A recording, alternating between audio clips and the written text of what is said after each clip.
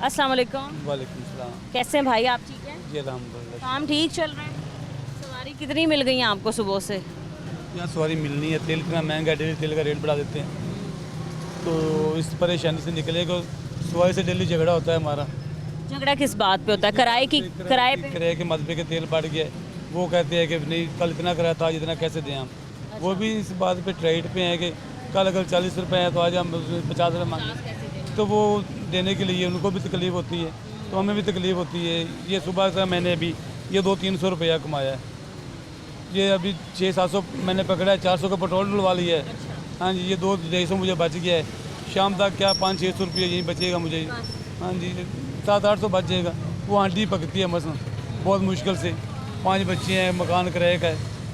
हाँ जी, किराया कितना है? किराया जो है वो है 15,000 रुपये। और बच्चे स्कूल जाते हैं? बच्चे माशाल्लाह स्कूल पढ़ते हैं। हाँ जी, तो हालात जो है ना वो काफ़ी टाइट जा रहे हैं, वहाँ जो गुजारा करना मुश्किल हो रहा है। आप फिर मुतालबा क्या करते हैं हुकूमत से? हर जगह इतनी महंगाई है, जब जब पेट्रोल की कीमत में इजाफा होता है, ऑलरेडी चीज़ें महंगी हो चुकी होती हैं। इसके अलावा ट्रांसपोर्ट सबसे पहले महंगी होती है। ट्रांसपोर्ट महंगी होने की वजह से जिन लोगों का काम है वो अपनी तमाम चीज़ें महंगी कर देते हैं, और वजह यही बताई जा रही है कि जी जंगी सूरत हाल की वजह से इन परेशानियों का सामना। हाँ जी, ये परेशानी तो आवाम के मुकद्दर में लिखी गई है मेरे ख्याल से। अच्छा, हाँ जी, तो कब ये परेशानी आपको लगता है ख़त्म हो जाएगी? मुश्किल है, ये नहीं ख़त्म होगी, ये परेशानी नहीं ख़त्म होगी। ये परेशानी हमारे हुक्मरान है, ये जो हमारे हुक्मरान से ये रिक्वेस्ट कर सकते हैं कि खुदारा हम पे रहम करें।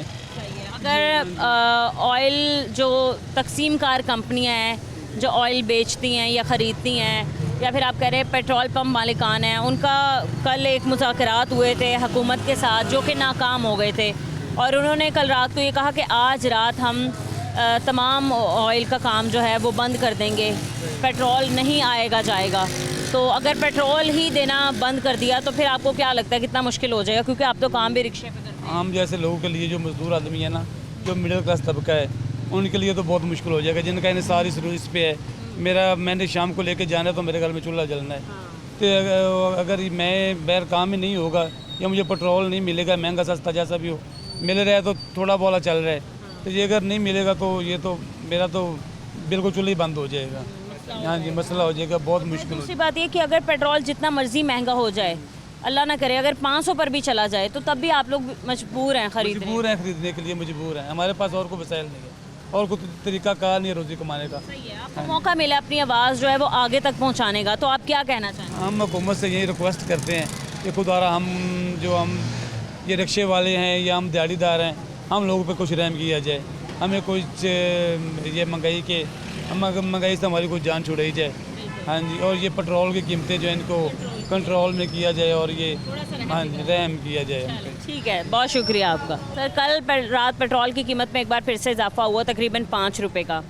तो आज जो ऑयल की आप कह लें या पेट्रोल की तकसीम कार कंपनियां होती हैं या फिर पेट्रोल पंप के मालिकान होते हैं, वो कहते हैं कि जी आज हम हड़ताल कर देंगे, आज 12 बजे के बाद पेट्रोल नहीं देंगे।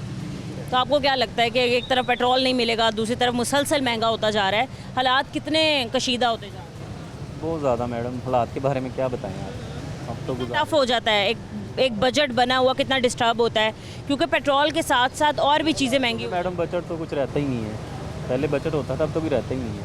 अच्छा। ठीक है, हाँ। कितनी सैलरी है आपकी? इतनी है कि गुजारा हो जाता है? नहीं, अब गुजारे कहाँ, रेंट पे रहते हैं, रेंट पे रहते हैं, गुजारे और मुश्किल। बिल ही ज़्यादा आ जाते हैं, तो इसीलिए मैडम। ठीक है, बहुत